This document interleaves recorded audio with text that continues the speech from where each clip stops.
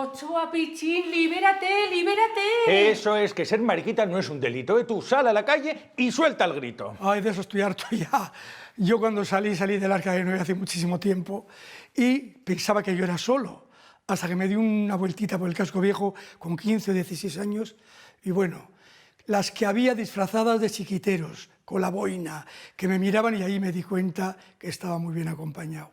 En estos tiempos que estamos viviendo con tanta injusticia, con tanta violencia contra las mujeres, ojalá que jamás tengamos que decir no es no.